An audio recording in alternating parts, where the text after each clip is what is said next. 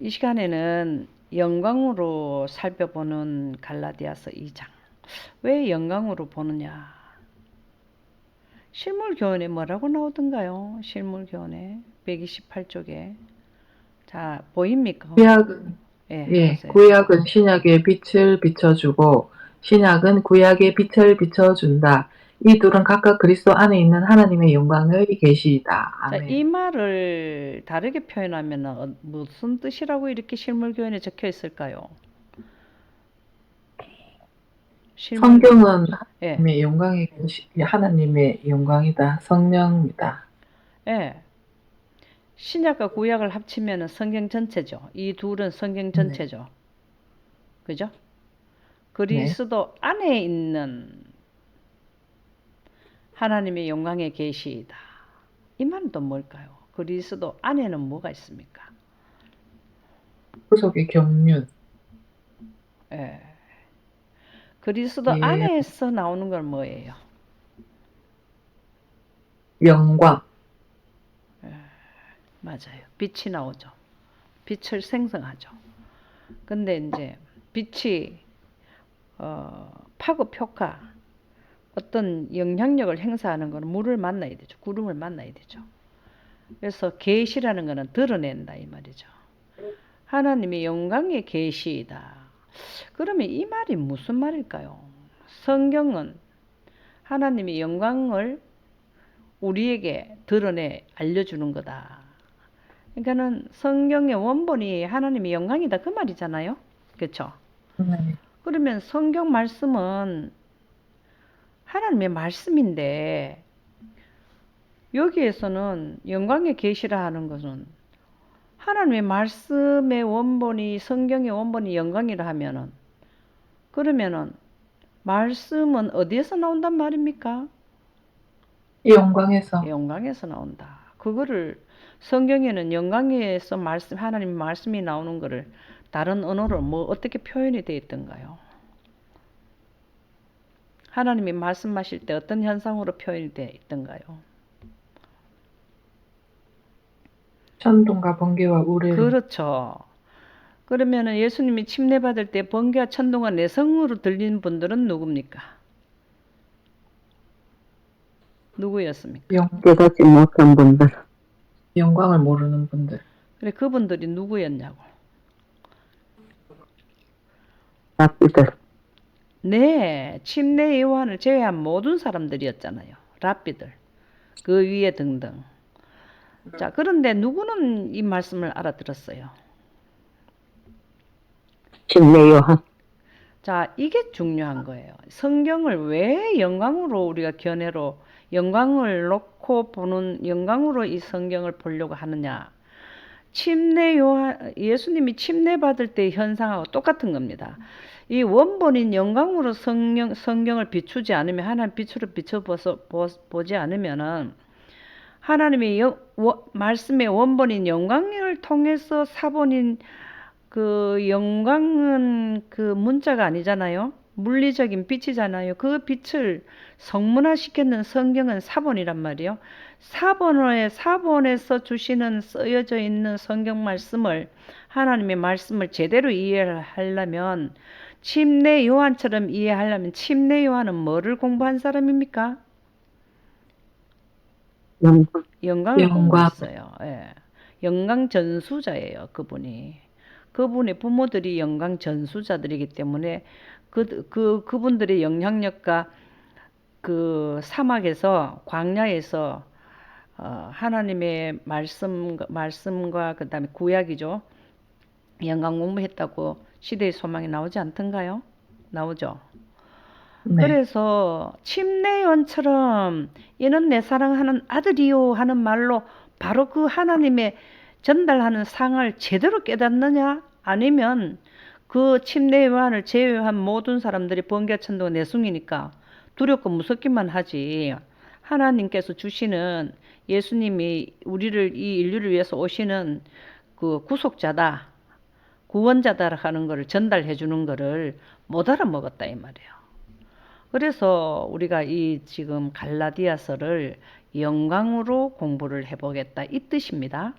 이 다르게 말하면은 갈라디아에서 전달해주는 우리에게 주는 교훈을 하나님의 말씀의 뜻에 입각해서 이해를 해보고자 갖는 시간이다. 그 뜻입니다. 그러면 저는 역사적인 거 이런 거는 우리 그 만나 주석이나 또 하이 주석이나 이렇게 통해서 참고를 해서 보시면 좋겠고, 저는 뭐 이 역사적이고 이런 거에 대한 거는 그렇게 공부를 하지 않았기 때문에 참고로 그냥 만나 주석이나 이런 데서 궁금하신 거는 찾으시면 될 거고요. 저는 여기에서 하나님께서 우리에게 전달하고자 하는 교훈을 그거를 지금 이해를 돕고자 이런 시간을 갖게 됩니다. 그러면은 1절 한번 읽어보세요. 14년 후에 내가 바나바와 함께 디도를 데리고 다시 예루살렘에 올라갔나니. 자, 이 14년은 저도 잠깐 봤는데요. 만나 주석에 보면 1차 선교, 2차 선교, 3차 선교 중에서 1차에서 3차 사이가 14년이라는 거예요. 그래서 뭐 견해가 뭐 완전하지는 않다 하면서 견해를 그렇게 내놨거든요. 그래서 35년에 예를 들어서 35년에 1차 그거를 선교를 갔다 하면은 3차 선교가 49년이었다네요. 그런 의미랍니다. 바나바와 디도를 데리고 다시 예루살렘에 올라갔다. 그렇게 나와요. 여기 바나바라는 사람은 레위 지파 출신인 유대인이라네요. 그리고 디도라는 사람은 할례를 받지 않는 이방인이래요. 그렇게 나와요. 올라갔나니, 그냥 올라간 이유가 있겠죠. 예루살렘에 올라가는 이유가 있겠죠. 이제 앞으로 한번 내용을 살펴봅시다. 2절에 보면 2절 한번 읽어볼래요? 계시를 따라 올라가 내가 이방 가운데서 전파하는 복음을 그들에게 제시하되 유력한 자들에게 사사로이 한 것은 내가 다름질하는 것이나 다름질한 것이 헛되지 않게 하려 함이라. 아멘. 자, 이 내용을 보면은 이제 제가 오늘 그 만나 주석을 통해서 보니까 이 사도 바울이 복음을 전파하고 1차, 2차를 했는데 3차에 가가지고 그 사사로이 한 것을 그 사도 바울이 한 것이 헛되지 않게 하려 간다는 거. 1차, 2차는 아마 다 했는데 왜 그렇게 하느냐는 이유가 나오는 게 뭐냐면 유대인들이 그 받았는 교회, 복음을 받았는 교회와 이방인들이 받았는 교회가 연합이 돼야 된대요. 그리고 사도 바울이 제자들에게 꼭 가서 해야 할 이유는 없는데 왜 올라가는가 하면은 그래도 먼저 이 그 사도된 분들하고 마음이 합혀져야 이 일이 된다는 거예요. 이분이 그냥 뭐 하나님 어디에서 받았어요? 계시를 따라 올라갔잖아요. 이방인들이 전패. 이 계시가 언제예요? 언제 이 계시를 받은 게 언제예요? 계시를 따라 한 게 언제냐고. 이 계시 받은 제가 언제냐고 사도 바울이. 다메섹에서 다메섹에서 네네네. 그때 사람한테 교회에서 직분을 받은 게 아니고 직접 다이렉트로 하나님만께로 받았는 거거든요. 그러니까 이분이 하는 복음이 잘못된 게 아니라는 거죠. 그러나 연합이라는 게 중요하다는 거예요. 예, 연합이라는 게. 그래서 그 예루살렘에 올라오게 되었다. 그래 헬라인 디도까지도 억지로 할례를 받게 하지 아니하였으니 이 사람은 이방인이라네요. 그래서 이는 가만히 들어온 거짓 형제들 때문이라. 그들이 가만히 들어온 것은 그리스도 예수 안에서 우리가 가진 자유를 엿보고 우리를 종으로 삼고자 함이로다. 이 내용을 여기 우리 그 만나 주석에 가만히 들어온 여기에 보면은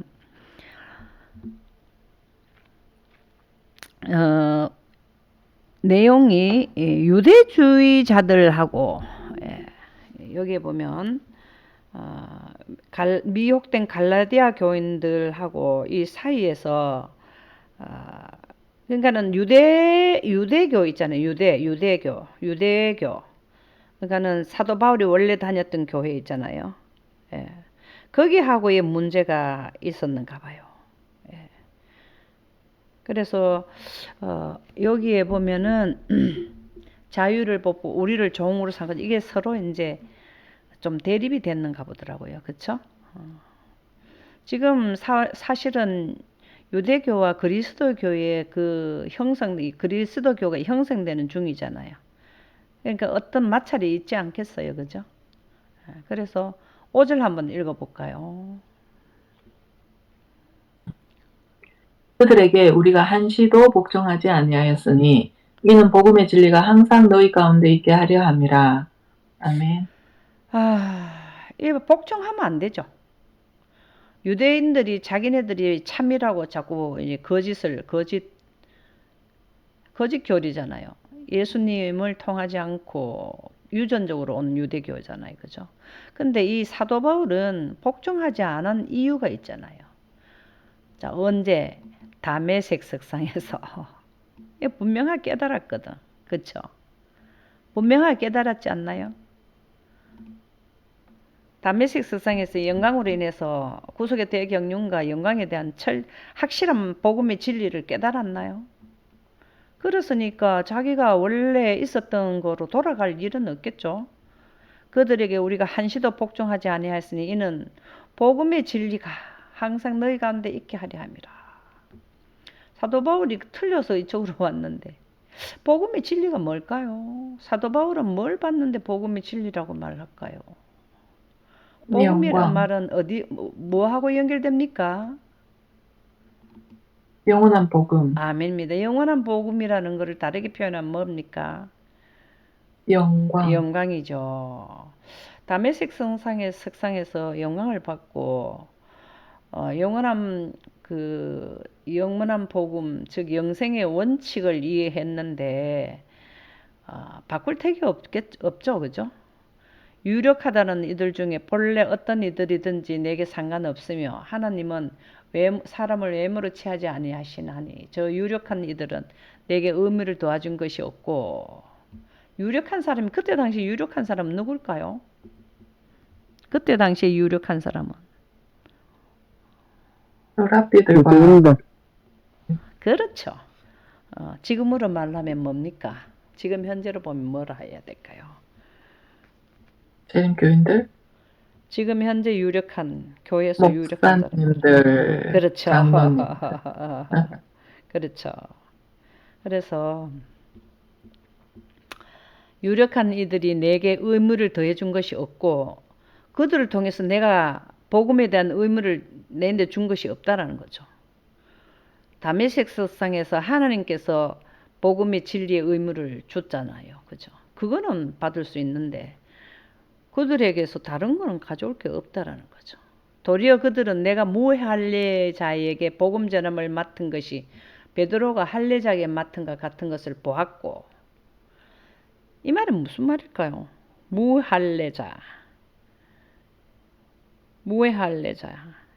무할례자는 누굽니까? 이방인. 아멘입니다. 사도 바울은 이방인의 복음을 전하는 걸 맡았고 베드로는 할례자. 그거는 뭘까? 할례자라는 건 뭘까요? 유대인. 아멘입니다. 그렇게 됐다는 거죠. 베드로에게 역사하사 그를 할례자의 사도로 삼으시니가 또한 내게 역사하사 나를 이방인의 사도로 삼으셨느니라. 사도로 삼으신 거는 이유가 뭐 언제부터고 위치가 언제였다 그랬습니까? 다메섹에서 영광을 받았습니다. 아멘입니다. 그때부터 사도라고 시작이 되었고, 그렇죠, 그죠? 베드로는 또 언제 사도로 부름을 받았을까요? 베드로는 이른비 성령 때. 이른비 성령 받고 다 영광하고 관계가 됐을 때 사도라는 거는 뭐예요? 복음을 전파할 임무를 맡은 자죠, 그죠? 그래서 또 기둥같이 여기는 야고보와 게바와 요한도 내게 주신 은혜를, 여기 게바는 누굽니까? 베드로 아닌가요? 아, 맞습니다. 네. 베드로예요, 베드로. 도리어 어디 갔노? 다만 어디죠? 여기죠? 어디 갔노? 여기 있다. 9절. 또 기둥같이 여기는 야고보와 게바와 요한. 이 사람들 다 누굽니까? 예수님의 제자들. 제자들입니다. 내게 주신 은혜로 알므로. 그때 당시 예수님의 제자들은 참 큰 위치에 있는 분들이잖아요. 그죠? 은혜로 그들을 알게 되었다 이 말이에요. 같은 복음을 전하기 때문에 연결이 되더라 이 말이죠. 나와 바나바에게 친교의 악수를 하였으니 우리는 이방인에게로 그들은 할례자계로 가게 하려 함이라. 참 그들의 그 역할 담당이 딱 여기 나오네요. 그죠? 다만 우리에게 가난한 자들을 기억하도록 부탁하였으니 이것은 나도 본래부터 힘써 행하여 왔노라. 11절 한번 읽어보세요. 게바가 안디옥에 이르렀을 때에 책망받을 일이 있기로 내가 그를 대면하여 책망하였었노라. 예, 아멘. 책망 받을 일이 있기로 내가 그를 대면하여 책망하였노라. 예, 게바가 책망을 받아요.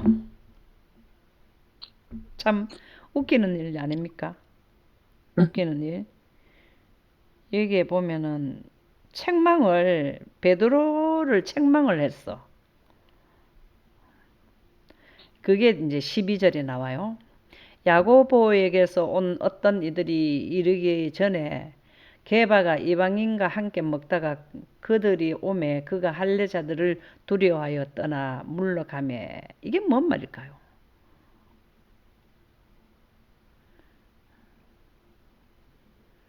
이게 뭔 말일까요? 이게 무슨 말이냐면, 한 말 해보세요. 이방인하고는 유대인들은 먹고 마시고 하지 않았잖아요. 그렇죠. 그것 때문에 그랬거든요. 음. 그게 무슨 네. 말인가면은 야고보에게서 온 어떤 이들이 이르기 전에 이 말에는 그때는 게바가 이방인하고 음식을 먹었어. 네.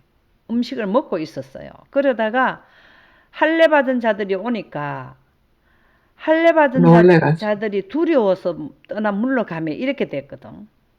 네. 눈치를 봤다 이 말이에요. 그렇죠. 그 할례 받은 자들이 할례 받지 않는 자하고 먹었다고 말할까봐 이제 여기에 여러 가지 이유가 나오더라고요. 음식을 뭐 이방인들은 음식을 그렇게 먹지 않아서 그런 음식을 같이 먹으면 안 된다 뭐 이런 설이 여기에 몇 개가 나오더라고요. 근데 어쨌든 그 바울은 못마땅한 거예요. 말하자면 이중인격을 쓴다 이거예요. 외식하는 죄가 됐다 이 말이라. 무슨 말인지 이해가죠? 그러니까는 하나님의 복음을 가졌으면 이방인하고도 거리를 두면은 안 된다 이거죠. 눈치 봐가면서 그렇게 해서는 안 된다 이 말이잖아요. 이게 굉장히 지금 우리하고도 참 관계가 있는 것더라고. 우리 교인들이 무슨 음식을 먹는데 차라리 안 믿는 사람들하고 먹을 때는 자기가 먹고 싶은 거 막 먹는다면 말이를 비표를 간다거나 이렇게 할 때 먹는데 우리 교인들끼리 가면은 꺼려한다는 거죠. 그런 거 좀 안 해봤습니까? 경험 안 해봤습니까? 있어요. 아유 저 집사가 돼서 뭐 저런 것까지 먹어? 이런 네, 거를 안 들으려고 자기는 네. 먹고 싶어도 안 먹는 외식을 한단 안 말이에요. 먹는 외식. 척. 예, 그래서 내 이걸 보니까 그때나 지금이나 진짜 너무 이게 와닿더라고요. 이 경험 나도 경험을 하거든요.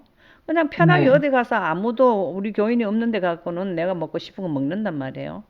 근데 뭐 오래된 교회가 뭐 음식도 안 가리고 뭐 이렇게 그렇다고 해서 우리가 돼지고기 먹고 그런 건 아니잖아요. 아니지만 그렇다는 거요. 그래서 뭐 회를 먹는다거나 뭐 이런 거 있잖아요. 그래서 네. 이게 오늘 보니까 참 나도 속으로 웃었거든요. 아하, 그때도 또 그런 일이 있었구나. 그런 생각이 들더라고.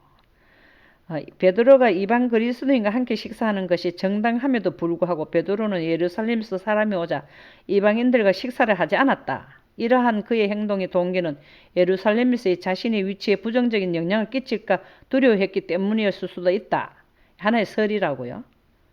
자기 그 수석 제자잖아. 수석 제자가 저래갖고 음식을 저래더라. 뭐 이렇게 할까봐 그럴 수도 있었다는 거예요. 또한 베드로가 이방인들과 함께 음식을 먹는 것은 사랑이나 자기 확신에 의해 나온 행동이 아니라 거짓과 위선의 행동이었기 때문에 바울은 베드로의 외식적인 행동을 책망했다. 이렇게 나오거든요. 그리고 또 한편으로는 정결한 음식과 부정한 음식에 관한 구약의 율법을 지키지 않았기 때문이라고 추측도 하고 뭐 하여튼 여러 가지의 내용이 나와요.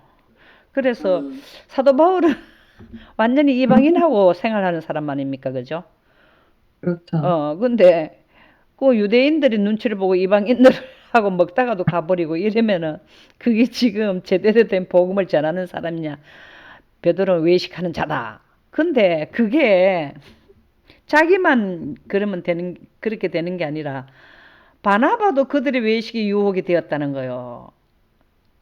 그러니까 누구의 영향이? 알고 있으면서도 그런 걸 외식하는 걸 알고 있으면서도 그동안에 오랫동안 그래 해왔기 때문에 그게 나타난 것 같아요, 행동. 그렇죠. 어렵게 그 네. 말이 정답이에요. 참 공감이 가요. 네. 정답이라기보다는 공감이 가요. 그래서 바나바도 사실은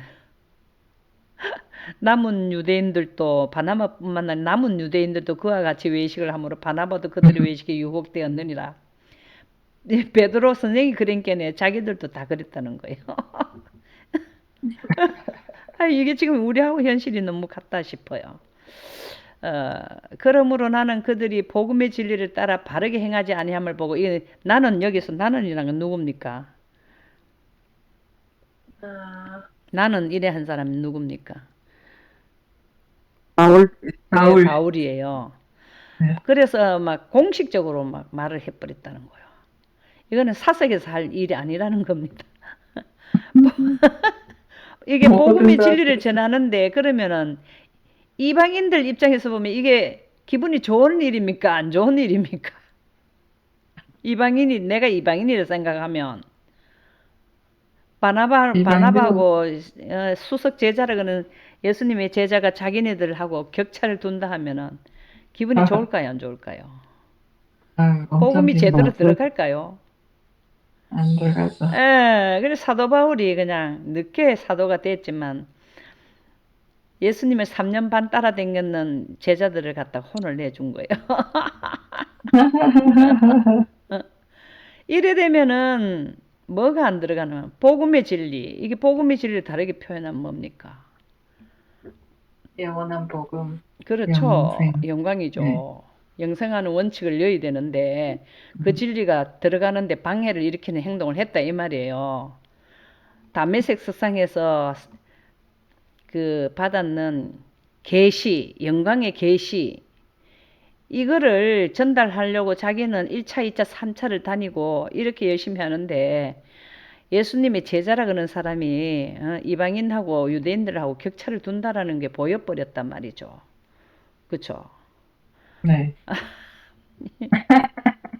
그러니까 우리도 이게 굉장히 교훈이 되더라고. 앞으로 네. 이제 그 일요일 휴업령이 내리게 되면 주로 누구랑 만나게 될까요? 이방인하고 지금 일요일 휴업령이라는 이거는 이방으로 복음이 나가는 걸 말한. 지금까지는 연간기별과 안식기별이 우리 교회의 제한적이었지만 그거를 전 세계적으로 나가게 하는 게 일요일 휴업령 때거든요. 이게 진짜 우리가 굉장히 이걸 생각 좀 해봐야 되겠더라고.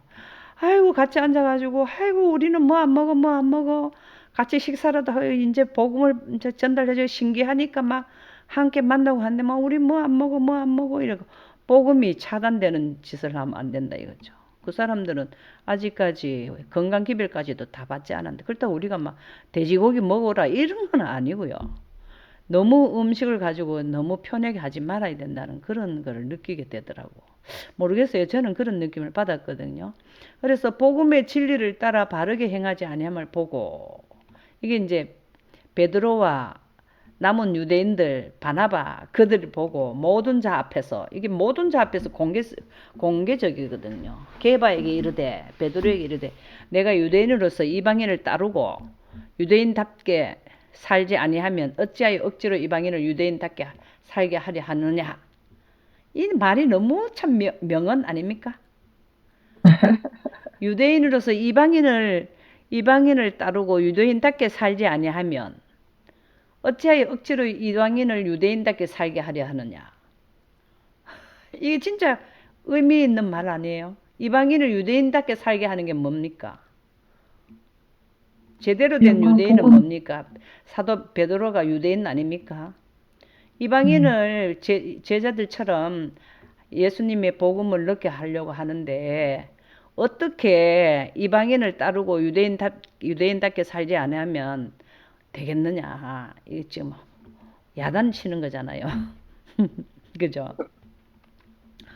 이방인들을 예수 그리스도 교회 교인으로 만들려고 하면 이방인들이 이렇게 격차를 줘서 되겠느냐 이 말이죠. 밥 먹다가 갑보 이러면 되겠냐고. 같은 유대인들이 오니까 눈치 봐가지고 그렇게 해보면 되겠느냐. 우리는 본래 유대인이요 이방 죄인이 아니로되 사람이 의롭게 되는 것은 율법의 행위로 말미암이 아니요. 이게 뭘까요? 율법의 행위로. 십계명을 지켜서 되는 게 아니다. 어? 십계명을 지켜서 되는 게 아니다. 예. 십계명도 십계명이고 여기에 보면은 율법의 행위. 그들이 유대 교회에서 내려오는 전통적인 것들 있잖아요, 그죠?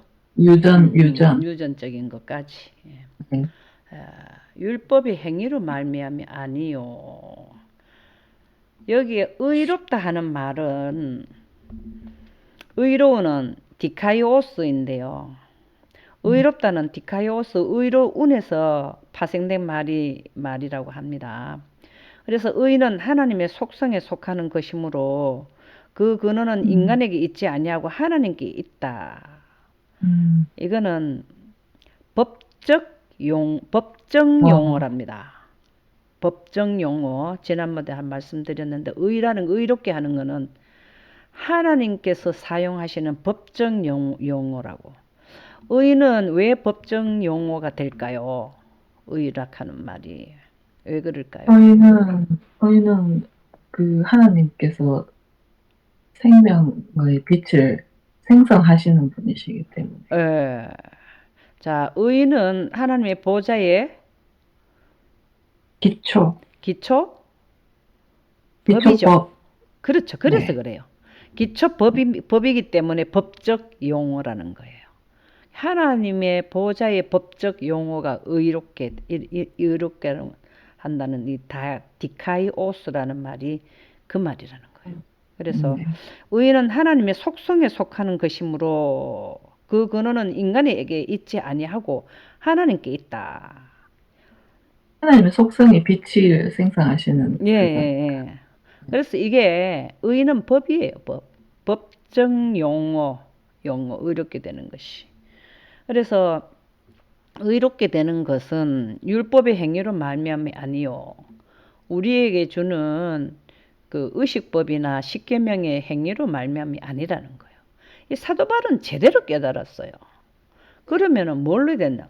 오직 예수 그리스도를 믿음으로 말미암는 줄 알므로. 이게 믿음으로 말미암는 의의 기별이 바로 뭘까요? 오직 예수 그리스도를 믿음으로 말미암는 줄. 이게 전체로 다르게 말하면 뭘까요? 영광. 구속의 경륜. 아멘입니다. 공평의 법입니다. 여기는 의와 공평의 법이 된다고. 이게 하나님의 보좌의 기초법이잖아요. 그죠? 그러면은 예수 그리스도를 믿음으로 말미암는 이게 바로 뭘까요? 6천년의 구속의 대경륜법을 지키면 그거는 어디에서부터 나왔냐면 영광에서 비롯되어 나온 거잖아요. 구속의 대경륜은 의에서 비롯되어 나온 거 아닙니까? 그렇잖아요. 의에서 공평의 법이 같이 나오는 거잖아요. 의인은 하나님의 빛이고 영광인데 영광 가운데서 빛 가운데 과거 현재 미래가 예언이 나오잖아요. 그죠? 그래서 이거를 예수님이 십자가에서 영광을 개통시켜서 누구든지 원하는 자에게는 온 인류에게는 다 똑같은 거를 한 번에 선택할 수 있는 기회를 제공한 것이 구속의 대경륜이고 그 중심이 십자가에서 영광이 개통되는 거를 그거를 믿고 그 영광으로 예수님이 부활하셨는 거를 나도 그렇게 될 것이라는 거를 믿고 그 예수님이 받은 생기 부활하는 생기를 나도 원한다. 이게 이렇게 되는 것이 예수 그리스도를 예수님께서 그 제도를 펼쳐놓고 실행을 해 주셨기 때문에 그거를 믿음으로 말미암는 의롭게 되는 게 그렇다는 거죠. 이거를 사도 바울이 깨우친 거예요. 그러면서 이 부분을 게바에게 그리고 다른 유대인들 왔던 남은 유대인들에게 공식적으로 이걸 설명을 해주는 거라. 참 누가 누구를 설명해 주는지를 모르겠어요. 그렇죠? 우리도 그리스도를 믿나니 이는 우리가 율법의 행위로서가 아니요 그리스도를 믿음으로써 의롭다함을 얻으려 함이라. 이게 믿음으로 말미암는 의라는 말이 여기에서 갈라디아서 2장 16절에 설명을 해주고 있다 이 말이죠. 그래서 율법의 행위로는 의롭다함을 얻을 육체가 없다 그랬어요. 이 말이 무슨 말일까요? 율법의 행위로는 구원받을 육체가 없다. 의롭다함을 얻을 육체가 없다. 이 말은 뭔 말일까요? 십계명 지켜가지고. 예, 내가 십계명이 노력해가지고는 한 내가 번 할 수 노력해서 없다 이 말이에요. 예. 그렇죠? 내가 노력해가 되는 거는 없고 뭐로? 예수님의 구속의 대경륜으로 우리가 의롭게 된다 이 말입니다. 구속의 대경륜을 사람이 그 계획을 세울 수 있나요? 아니요, 못해요. 안 되죠. 예. 그래서 우리는 철저히 뭘 공부를 해야 된다면은 믿음으로 말미암는 의에 대한 공부를 해야 돼요. 그게 예언이고 영광이잖아요. 그거를 목숨을 다하고 힘을 다하고 뜻을 다해 노력하라 이 말을 내가 십계명에 비추어서 율법의 행위로 말미암이 아니라 했잖아요. 예, 십계명에 도적질 하지 마라, 거짓말 하지 마라 거기에 비춰서 해가지고는 율법의 행위로서는 의롭다함을 얻을 육체가 없느니라. 뭐로? 오직 예수 그리스도를 믿음으로 말미암은 줄로 해야 된다. 구속의 대경륜법으로 해야 된다 이 말이에요. 참 사도 바울은 제대로 깨닫지 않았네. 근데 이런 기별을 게바하고 바나바입니까? 뭐 하고 이방인들에게 제대로 전달해야 되는데 함께 하다가 눈치 봐버리고 제대로 복음 전포도 제대로 하지 않게 됐다 이 말입니다. 이 사도 게바는요 이방인들하고 한테 번영을 받았습니까? 안 받았습니까? 게바는 보냄을 받지 않았나요? 예? 보냄을 받았는 걸로 알고 있는데. 예, 보냄 받았어요. 언제일까요? 예. 언제일까요? 그때부터 아닌가요? 이른비 성령 받고 난 후에. 예, 그것도 맞아요. 맞는데 명확하게 했는 적이 있어. 계시를 받은 적이 있어. 꿈의 이상으로 예. 저 부정한 동물 부정한 먹으라고 그게 했어요. 이방인이거든요. 네. 이방인하고 복음을 전파하라고 이미 번냄을 받았었다고. 네. 그랬는데 이게 번냄을 받아가지고 가가지고 하는 척 하다가 또 자기 입장에 눈치를 봐가지고는 고마 이방인한테 이게 그 복음 전하는 사람의 행동을 제대로 못하고 나와버렸단 말입니다. 하하하. 그런 행위를 그게 이제 갖다가 바로 뭐냐면 행망을 했네요. 율법의 행위. 유전에 대한 행위, 그 당시에 유전에 대한 행위, 율법에 대한 행위가 가미돼 버렸다 이 말이요. 사도 바울이 열분을 토해한 거야. 저 무슨 이방인하고 유대인들하고 구분을 해서 저렇게 복음을 전파냐.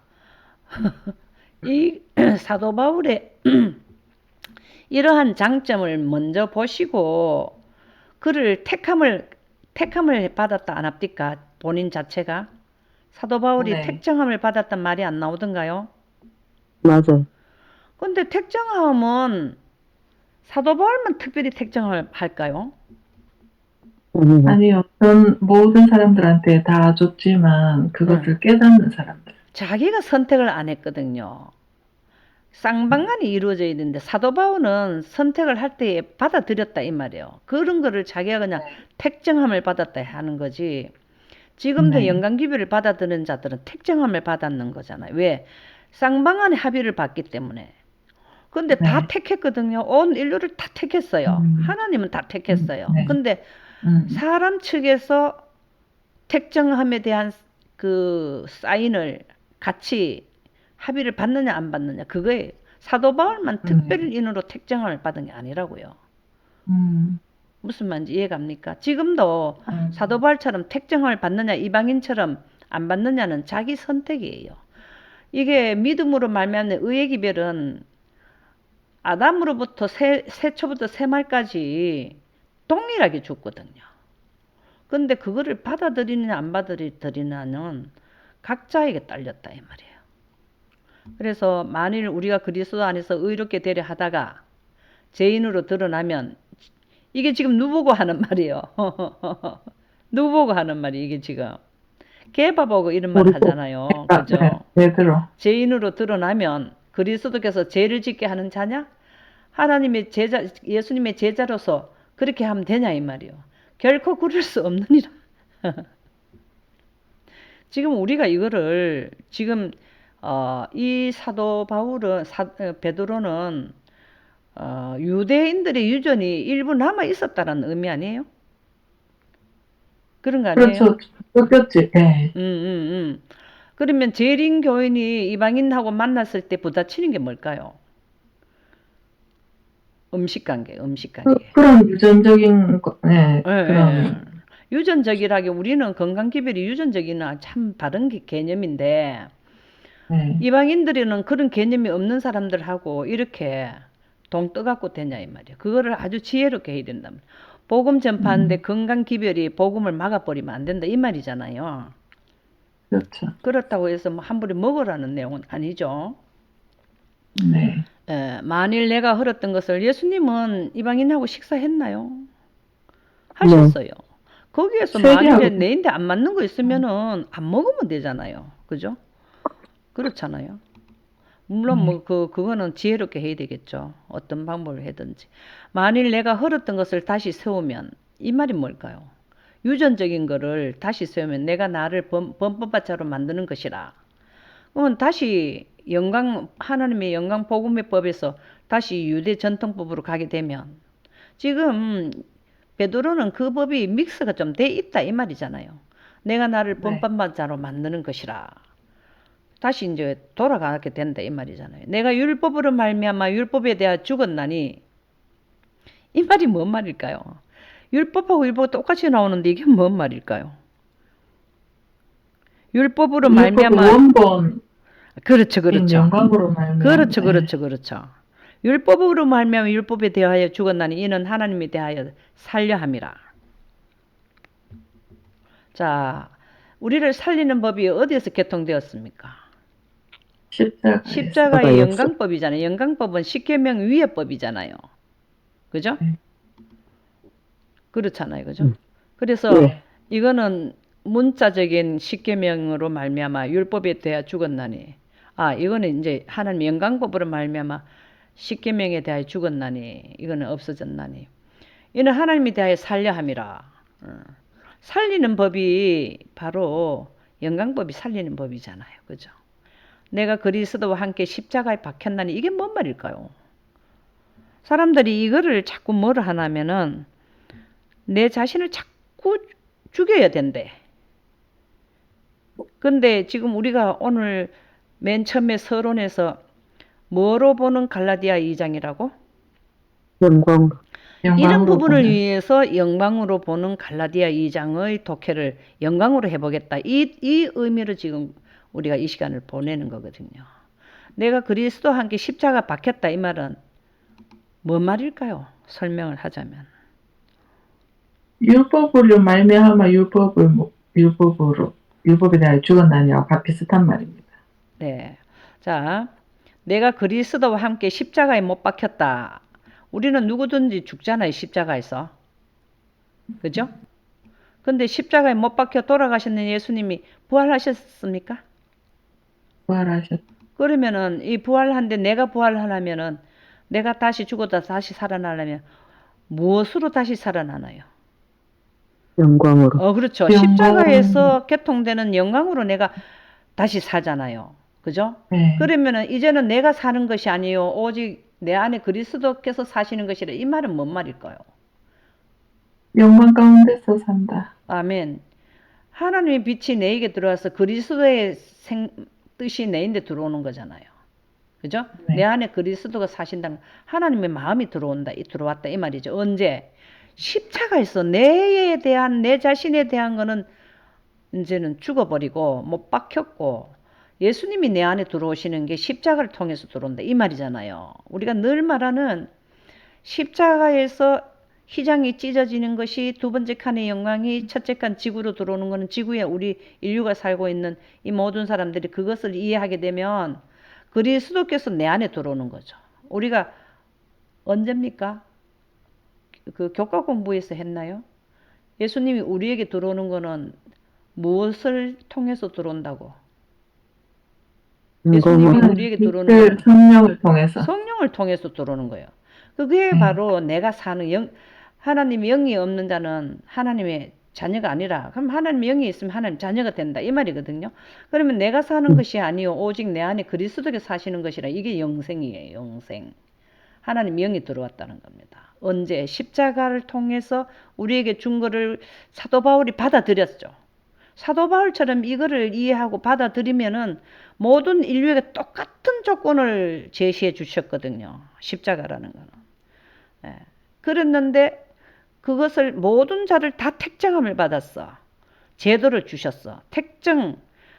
영생할 수 있는 제도를 다 줬는데 그거를 누가 가져가느냐 안 가져가는가는 그거는 이제 본인들한테 달렸다 이 말이에요. 사도 바울처럼 그리스도와 함께 십자가에 못이 박히느냐. 그거는 내 자신의 것은 다 거기에 인생에 사는 모든 것은 거기서 다 이제 맡겨버리고 예수님에게 줘버리고 이제는 내가 사는 것이 아니요 오직 예수님께서 내 인데 들어왔으니까 내 안에 예수님이 시키는 대로 하면서 산다 이 말이잖아요. 그렇게 하면 바로 뭐냐고 영생이잖아요. 이제 내가 육체 가운데 사는 것은 나를 사랑하사 나를 위하여 자기 자신을 버리신 하나님의 아들을 믿는 믿음 안에서 사는 것이라. 내가 이 땅에 살면서도 예수 그리스도의 하나님의 아들을 믿는 믿음 안에서 이게 지금 믿음이 생기는 거잖아요. 십자가에서 영광을 우리에게 주신 모든 인류에게 줬고 나에게 준 것을 내가 그것을 원하게 되면 예수님이 영이 나에게 들어오게 되면 내가 이 땅에는 살고는 있어도 하나님의 아들을 믿는 믿음 안에서 살게 된다. 그러면은 이것이 나중에 되면은 뭐 된다고? 빛으로 옷을 갈아입고 생명이 될 자라. 이 땅에는 사람이 있고 생명이 될 자가 있어요. 사람으로서 끝까지 갈 무리가 있고 지금 사람의 형상을 쓰고 있지만 사도 바울처럼 육체 가운데 살고 있지만 나를 위하여 자기 자신을 버리신 하나님의 아들을 믿는 믿음 안에서 십자가에서 영광을 주신 그 믿음 안에서 영생하는 생기를 내가 원해서 나에게 들어오게 해서 이렇게 이 땅에서 살아가는 거라는 거죠. 그러니까는 그런 자는 사도 바울처럼 한 자는 미래의 생명이 될 사람이고 그 다음에 그거를 받아들이지 않고 사는 자들은 사람으로만 사는 거예요. 사람으로만. 내가 하나님의 은혜를 패하지 아니하노니 이게 뭔 말일까? 은혜를 패하지 않는 말 다르게 하면 뭘까요? 영광을 받아들이노니. 그 영광을 패하면 안 되는 거예요. 이게 은혜라는 거는 우리에게 공짜로 주는 거잖아요. 선물이잖아요. 선물. 영생가게 하는 거를 선물로 주시는 거예요. 돈 한 푼도 안 받는단 말이에요. 이거 패하면 안 되는 거예요. 영광이 길이 있으라는 계시록의 말씀이 나오지 않나요?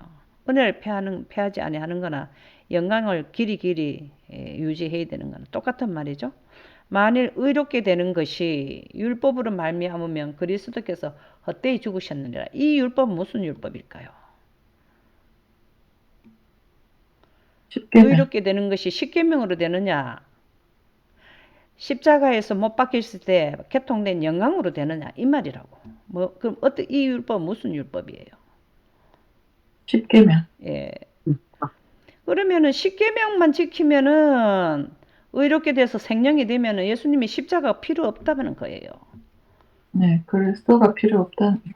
예수님께서 십자가에서 뭐가 됐어요? 개통을 십자가에서 시켜주죠. 영광이 개통. 개통시켜주죠. 네, 부활을 죽는 게 십자가잖아요. 그죠? 십자가가 필요 없다라는 거예요. 다시 말하면 내가 거짓말 안 하고 내가 십계명을 잘 지켜서 내가 노력하고 이렇게 해서 하면 예수님이 십자가 필요 없다고. 무슨 말인지 이해가죠? 그죠? 네. 지금 현재도 우리가 그런 말을 많이 주변에서 듣지 않나요?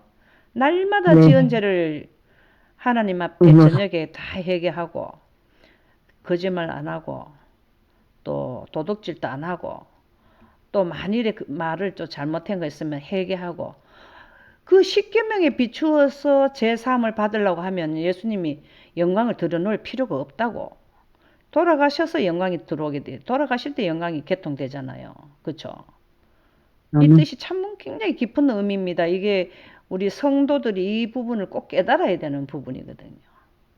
그래서 예수님이 십자가에 돌아가셔가지고 우리를 구원하게 한다면은 믿음으로 말미암는 의의 기별을 가지는 거고, 그냥 말만 하는 게 아니라 뜻을 이해를 해야 되는 것을 의미하는 거고, 그 다음에 십계명법을 최고법으로 생각하게 되면은 십계명의 원본의 영광법이 들어올 필요가 없다 이 말이에요.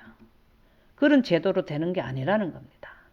이거를 사도 바울이 그 게바가 이 기별이 전달되는 이방인들에게 전달돼야 되는데 그 외식을 해버려 가지고 열분을 토하고 그렇게 되는 거 아니겠어요? 그래서 우리도 앞으로 이방이 그 제2의 유대인들이 누굴까요? 지금으로는 누구가 합당할까요? 재림교회입니다. 안식일 지키는 재림교인들이 앞으로 이방인들을 대할 때 사도 바울처럼 해야 된다 이 말이에요. 하나님께서는 이방인으로도 전파하라고 사도 바울에게 그 꿈으로 보여주셨잖아요. 그랬는데 그거를 갖다 유전에다 많이 치우쳐버린다.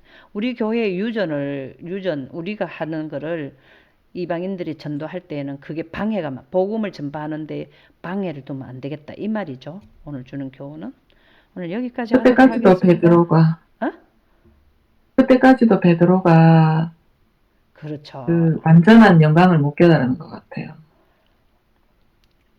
그게 이제 굉장히 그것도 좀 그럴 수도 있겠는데 만일에 깨달아가지고 복음을 전파하니까는 복음은 전파는 했는데 유전이 오랫동안 가지고 있었는 게 습관이 참 제대로 그게 습관이 참 문제가 많이 문제인 것 같아요.